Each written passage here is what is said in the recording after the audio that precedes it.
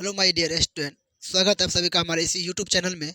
तो हम लोग पढ़ रहे थे क्लास 10th का फिजिक्स, जिसका हम लोग चैप्टर नंबर 2 को पढ़ रहे हैं। और इसका हम लोग ऑलरेडी 2 वीडियो देख चुके हैं। अगर आप लोग उस वीडियो को नहीं देखे हैं तो हम डिस्क्रिप्शन बॉक्स में लिंक दे देंगे।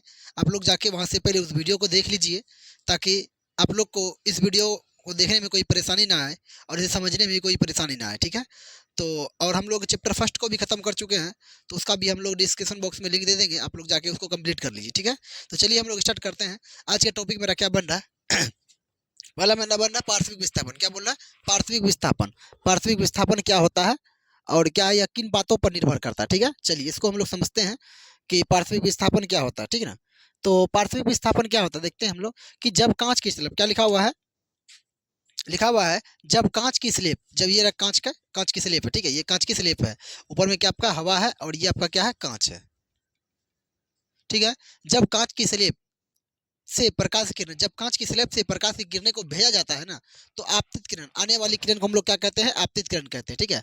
आपतित किरण के बढ़ाए गए भाग, ये रहा आपतित किरण, इसके बढ़ाए गए भाग, ठीक है। आपतित किरण के बढ़ाए गए भाग तथा निर्गत किरण, ये रहा निर्गत कोण, ठीक है। तथा निर्गत कोण नहीं, निर्गत किरण के बीच जो लंबवत दूरी होती है, जैसे ये लंबवत दूरी होती है ना, बढ़ाए गए व्यास, ये रहा इसका बढ़ा, आपतित किरण का ये रहा बढ़ाए गए व्यास, ये बढ़ाया हुआ व्यास है, ठीक है।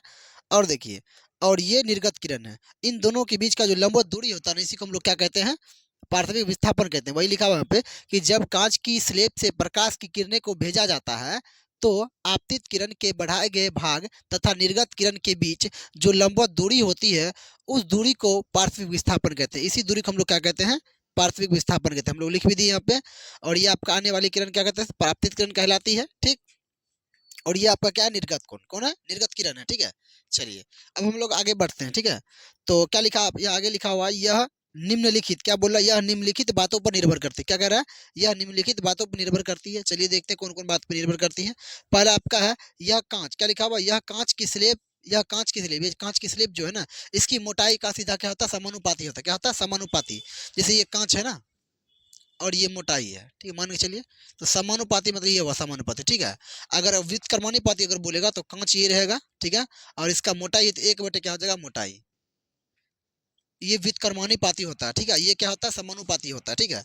तो यह कांच की स्लेब की मोटाई का क्या होता है, मोटाई का सीधा समानुपाती होता है, ठीक।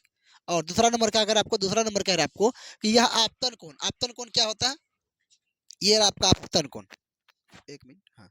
ये रहा आपका आपतन कोण, ये रहता है अपवर्तन कोण, ठीक है।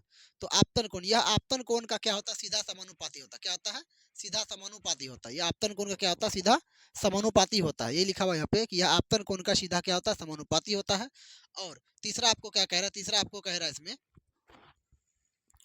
तीसरा कह रहा है आपको यह अपवर्तनांक, अपवर्तनांक उसने आप लोग को बताए थे म्यू, ठीक है। यह अपवर्तनांक को यह अपवर्तनांक के को बढ़ाने से क्या होता है, ये बढ़ता है। अपवर्तनांक जो है ना, उसको बढ़ाएंगे तो ये बढ़ेगा, ठीक है। चलिए, तो जैसे हम आप लोग को यहाँ देखिए, हवा है, आपको 14 चीज लिख दिए हैं। हवा हो गया, बर्फ हो गया। तो हवा का अपवर्तनांक कितना होता है, 1 होता है।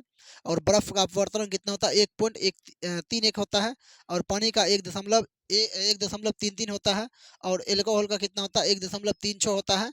और केरोसिन तेल का कितना होता है, 1.47। और बेंजीन का 1.50 या 1.5 भी बोल सकते हैं, ठीक है।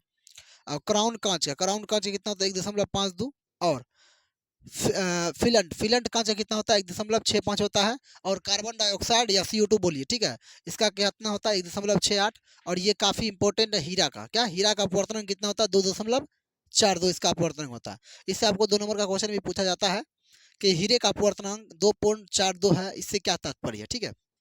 इसको भी हम आगे भी बताएंगे अभी, ठीक है। उसके बाद क्या आता है आपका नीलम, नीलम का कितना होता है, 1.77 होता है। और रूबी, रूबी कितना होता है, रूबी का आपका होता है 1.71। तारपीन तेल का होता है आपका 1.47। और उसके बाद निर्वात, निर्वात का लगभग कितना होता है, 1 होता है, लगभग कितना होता है, 1 होता है। चलिए चौथा नंबर क्या है, यह तरंग दैर्ध्य, क्या बोला, यह तरंग दैर्ध्य व्युत्क्रमानुपाती, यह तरंग दैर्ध्य की व्युत्क्रमानुपाती होती है, ठीक है। और एक एंगस्ट्रम बराबर आपको कितना दिया है, एक एंगस्ट्रम बराबर कितना दिया आपको, 10.10 पावर-10 मीटर, ठीक, कितना दिया है, एक एंगस्ट्रम बराबर होता है 10 पावर-10 मीटर होता है, ठीक है। अब हम लोग आगे देखेंगे तरंग दैर्ध्य किस किस रंग का तरंग दैर्ध्य कितना होता है। और कौन सा तरंग दैर्ध्य का विचलन कम होता है, परिकीर्णन कम होता है, ठीक है। इसको हम लोग अब अगले वीडियो में देखेंगे, ठीक है। तो थोड़ा-थोड़ा करके वीडियो बनाएँगे ताकि आप लोग को भी पढ़ने में कोई परेशानी ना आए, ठीक है? अगर आप लोग मेरे इस चैनल पे पहली बार आए तो चैनल को subscribe and like and share ज़रूर कीजिए और बेल आइकन को प्रेस करना ना भूलें ताकि आने वाला वीडियो का नोटिफ़िकेशन आपको समय-समय पे मिलता रहे। आज के लिए इतना ही, धन्यवाद।